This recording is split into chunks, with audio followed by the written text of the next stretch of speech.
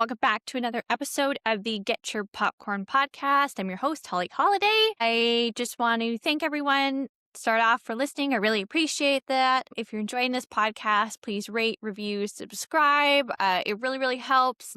Again, try to make this my job. This is the most fun I have every single week. We are jumping back to some classic cinema. This is 1935's Mutiny on the Bounty. Now, we've done an awful lot of Clark Gable films over the last year and a half, year and a half almost. That's crazy. So I am excited to do another one. I think he's one of the most natural actors, particularly of this generation. Much like I think George Clooney or Ryan Gosling are as more of like contemporary examples. And often their brilliance is sort of goes unnoticed because it seems so natural. But what most people don't realize, especially if you don't have an acting background, is how hard it is to appear natural on either camera or on stage, because ultimately, like, your nerves lock up, you get a little bit in your head, you're trying to remember dialogue. So in order to do a performance that seems natural and easy and just like yourself, that actually takes quite a bit of skill. I saw a lot of commentary this week on TikTok, particularly about how Ryan Gosling is overrated. This is just a little tangent. He's not, guys. He's not. He's a great actor. He delivers consistently good performances. So I think when we look back at Ryan Gosling's career in 20 years, people are going to appreciate him a little bit more than they do now, because I think we just think a performance like Ken or his one from Crazy Stupid Love is just sort of like whatever performance. He's just being himself. It's very difficult to appear charming on stage or screen. If you don't have an acting background, it's sort of hard to understand that. I do come from an acting background, particularly, at least the way I was taught in my drama classes and stuff, was a little more method. And so you are pulling from natural experiences and you're very in your head, and it can be very difficult. Clark Gable kind of is, in my opinion, like a old movie George Clooney, Ryan Gosling type. Uber charming, women love him, men want to be him, and he delivers another very consistent performance that's very natural in this movie. So for our pre-production notes, Frank Lloyd, who's the director of this film, purchased the rights for the movie, and it's mostly based on the Bounty trilogy by Charles Laughton and James Norman Hall. And then once he obtained the rights, he offered them to MGM if they agreed to let him direct. Now, we have to go back in time a little bit. This is the era of the contract player. So these studios, they have vertical integration. The studios have control of what the movies are made. They have contracts for the actors, directors, screenwriters that work for the studio specifically. They also then have control of the theaters. And then something like the Academy Awards was actually to dissuade actors from unionizing so that they could have this overall control. So MGM, who's their big contract player, we discussed this in Gone with the Wind, is Gable. And so Gable is their moneymaker, and so Gable goes in this film. This is an absolutely stacked cast. I'm kind of just going to read the top few because there are so many actors on the ship. So we have Charles Laughton as Captain William Blythe. We have Clark Gable as Fletcher Christian. We have Franchot Tone as Roger Byam. We have Herbert Munden as Smith, Eddie Quallen as Thomas Ellison. We have Motiva Castaneda as Tahiti, and Mamo Clark as Mau.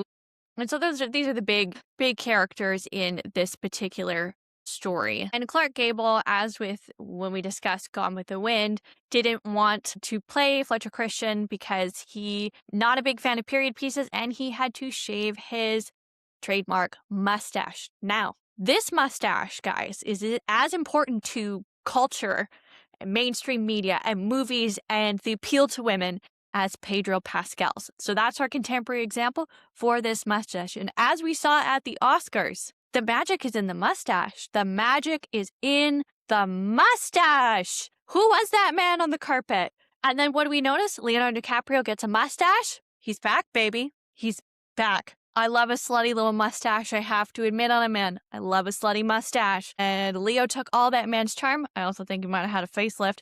However, Gable shaving his mustache, we lose the slutty little mustache appeal. So I get it. So the majority of the filming locations for this film took place over California, especially with our principal actors. That was done on a boat built off an island called Catalina.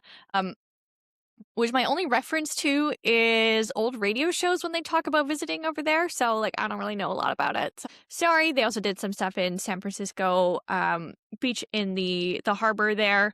They actually did go to the South Pacific and Tahiti to shoot some of the beach scenes, not with, again, the principal actors, because it's difficult for insurance and in case something happens, but for the big wider shots with the extras, that's what they used. And then there are a few composite shots made for when we need the principal actors to mix with some of the extras. And for the shooting on the ships, they had both a ship from 1882 named the Lily, and they also built, so the shooting of this film was not without difficulty.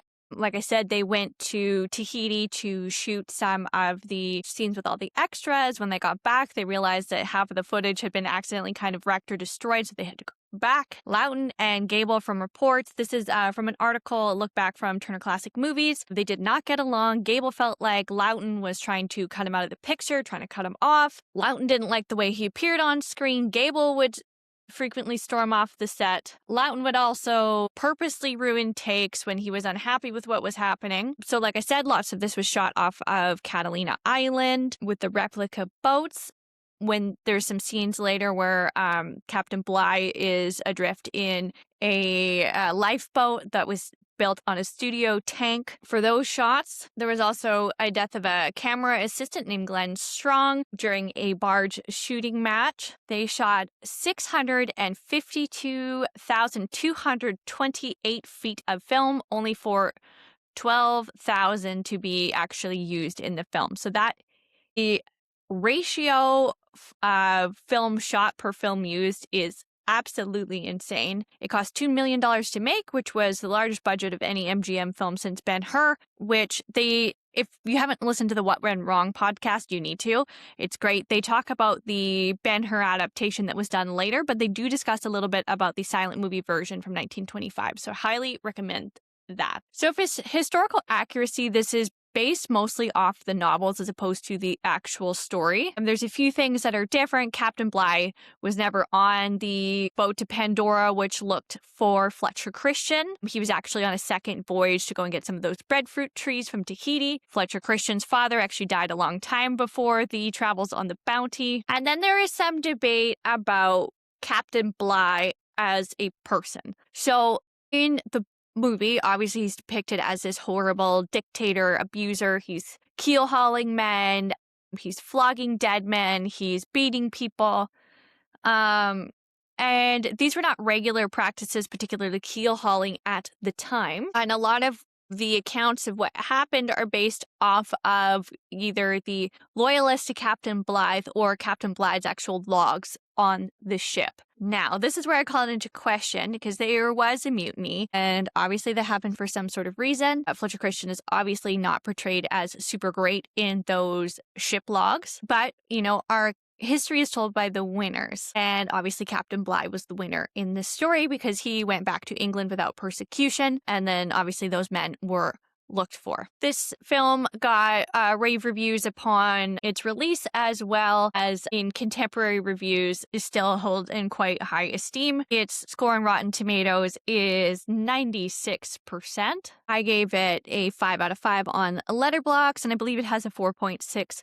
Currently, it ended up making $4.5 million on its $2 million budget. So essentially, that's $46 million saved for a budget with a return on profit of $118 million. Now, again, for today's budgets, that wouldn't be that awesome because we know about the expense of marketing campaigns for film. However, marketing campaign strategies were probably a lot cheaper then because we're not running film, television, social media, influencers, all that, yada, yada. This film was nominated for many Academy Awards, including Best Picture, which it won. And that was nominated against Alice Adams' Broadway Melody of 1936, Captain Blood, David Copperfield, The Informer, The Lives of Bengal Lancer, A Midsummer Night's Dream, Les Mis, Naughty Marita, Ruggles of Red Gow, and Top Hat. The only one that I've seen is David Copperfield because I did a deep dive on the Selznick films a little while ago. Best Director, it was nominated against John Ford for The Informer, Michael Curtiz for Captain Blood, Henry Hathaway for The Lives of Bengal Lancer, and it went to John Ford for The Informer. Now, this film, interestingly enough, is the reason that we've developed the Best Supporting Actor categories at the Oscars, because they had 3 nominations from this film, even though they didn't win. So Clark Gable was nominated for Fletcher Christian. We had Charles Laughton for Captain Blythe, and then we had Frank Cottone for Byam, along with Paul Muni, and then it actually lost to Victor McLagan for The Informer. It lost Best Writing to The Informer, Best Music to The Informer, and Best Film Editing to Midsummer Night's Dream. Let's get into the plot. So the film opens up with a scene where they're at a local bar, or pub, I guess, because it's England. And this is in the 18th century. And essentially, the Royal Navy is forcing people into recruitment for this trip to Tahiti. And we meet a young man who's with his wife, and they've just had a little baby. And this is Thomas Ellison is the name of this fellow. He does not want to go. He's very sad. It's quite brutal in the way they're trying to take him. Then we see Fletcher Christian, and he sort of intervenes with this, but ultimately is unsuccessful. And we go to the ship where everyone is kind of saying goodbye. There's sort of some insinuation that there's maybe sex workers there. There's men who are saying goodbye to their wives and children. There are people trying to sell them stuff to trade in Tahiti. There's a number of things. We then meet Captain Bligh, who is obviously the captain of the Bounty, and he is immediately just a fucking dick. He is very harsh, very controlling. He's obsessed with discipline and the obsession of authority and being in control of everything that happens on the Bounty and being the sole leader. And his performance is pretty iconic. And if you're a big fan of Bugs Bunny, like there's an episode where they kind of spoof on this, where the way that Bugs Bunny like stands and the way that his lip pokes out is very much a direct reference to Charles Laughton specifically. This was actually something that he was very, very, very insecure about. The way that he was appearing on camera next to somebody like Gable, just in terms of the contrast in their looks. I mean, I feel like it'd be very similar if I stood next to Margot Robbie. I'd be like, get that bitch out of the same shot as me. I can't be seen next to her. She's so beautiful. They then depart for Tahiti. They're looking for the breadfruit plants. Fletcher Christian is the first mate, and initially he is kind of aligned with Bligh because he, there is a hierarchy in terms of all of this stuff, and, if you don't know somebody super well, Bligh is known for being very strict, but is not necessarily known for abuse, or at least we're not led to believe that at least Fletcher Christian knows that at this time. I think another reason that Gable seems so good in this role is because he is able to portray this like likability on screen. It comes through. He's often very charming in his roles and perceived to be kind of a good guy, even with something like Rhett Butler, where he's portrayed to be kind of he's a blockade runner and they call him a scallywag and he isn't received. There's still this like underlying likability to Clark Gable and everything that automatically makes you kind of drawn to him or rooting for him. And so he is a great contrast to the way that Charles Laughton is portraying Captain Blythe, which is just kind of like unshakably evil. Captain Bligh becomes more and more cruel. There isn't the same level of food that Captain Bligh is getting that the rest of them are getting. They're complaining that Captain Bligh is getting fat while they're starting to starve. Their food is grosser than obviously Captain Blythe's having this stuff. He's cutting their rations more and more in order to make the food last longer, We're starting to see different punishments that he's doing. This is the first time we see a keel hauling, which is pretty brutal. If you don't know what this is where they tie a person by their ankles, throw them over the front of the ship. Is that the bow? Yes, the bow of the ship. I should know this. I live on an island. So they throw the prisoner, not that we're doing keel hauling over here in the Pacific Northwest, however. So they throw him across the front of the bow and they drive over him and then pull him up once he's gone out the other side. Most of the time people are dying because either they're being smashed on coral reefs or whatever's below them, or they're being dragged along the barnacles at the bottom of these great big ships. Not to mention drag time, hitting your head, how far you're falling. whether or not you're banging into the boat, or of course, how long you're down there with drowning or any other injuries, right?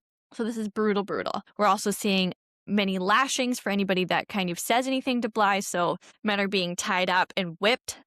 They are trying to get around the Cape Horn, which is a very dangerous, violent portion of the ocean. So this is around the bottom of Chile. So they're sailing from England down and around. It's called the Horn. This was a very, very deadly stretch of water. Just from a quick Google search, there's over 800 before the opening of the Panama Canal, which is part of why that was created in 1914. There had been over 800 shipwrecks and over 10,000 sailors who had lost their lives to this particular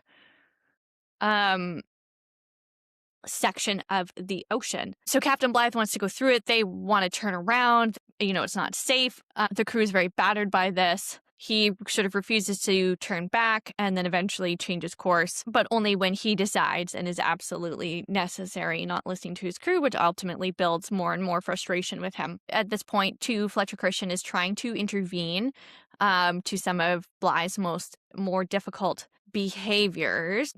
Bligh has to repeatedly remind him that he is the captain of the ship and that Bligh is beneath him. They arrive in Tahiti, and this is, I love black and white films, but this is one of the things where I think it's harder to appreciate like how beautiful a place like Tahiti would be over England, because we're not seeing the color contrast of the tropical, it's kind of just looks about the same as the place they just left, but everyone is so excited. And then the people of Tahiti are friendly with the English. Their leader there is familiar with Captain Bligh and welcomes the sailors ashore. Fletcher Christian is initially barred from going as punishment from Captain Bligh.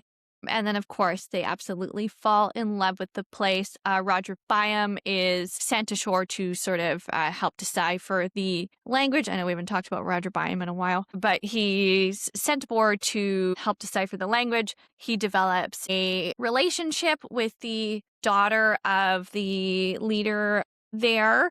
Very sweet, very flirty. She doesn't really speak the language, but they still have this little back and forth. Eventually, the leader is able to convince Captain Bligh to have Fletcher Christian have land privileges for one day. And then he meets a girl and falls in love. And they have this like little night where they like sneak off into the jungle, and many things are implied. But he kind of walks out the next morning with this great big smile on his face, and they declare their love for each other, which I think is very sweet. I've said many times before, I love a love at first sight story. And Captain Bligh, once they've collected what they need, has said, it's time to go. And the sailors don't want to go. Some of them have fallen in love with these women. Captain Byam has, he's going to have to say goodbye to the woman that he has fallen in love with as well, although he is very much a loyalist and he wants to get back. The young man that we haven't talked about in a little while, Thomas Ellison, he also wants to get back to see his wife and his baby. Fletcher Christian, promises at the end before they leave that he's going to come back to his love. And basically Byam is like, don't say that. Like, you're not coming back. And he's like, no, like, I'm coming back. Like, I love her. And she gives him 2 pearls as a kind of token. She says, give these to your mother from me. Some of these sailors try to desert and escape. They're captured, and then they are locked in chains by Captain Bligh. When they get back ashore, or when they get back on the boat, things are becoming increasingly tense with Bligh. He confiscates the jewelry or the pearls from Fletcher Christian because Byam had told him that Christian was hiding them. So that little fucking snake. He begins to ration their water to save the bread plants. So the sailors are, they're now being dehydrated, essentially. They still don't have very much food. Anything that the locals give them, Bligh's confiscated. And Christian, of course, is getting more and more frustrated.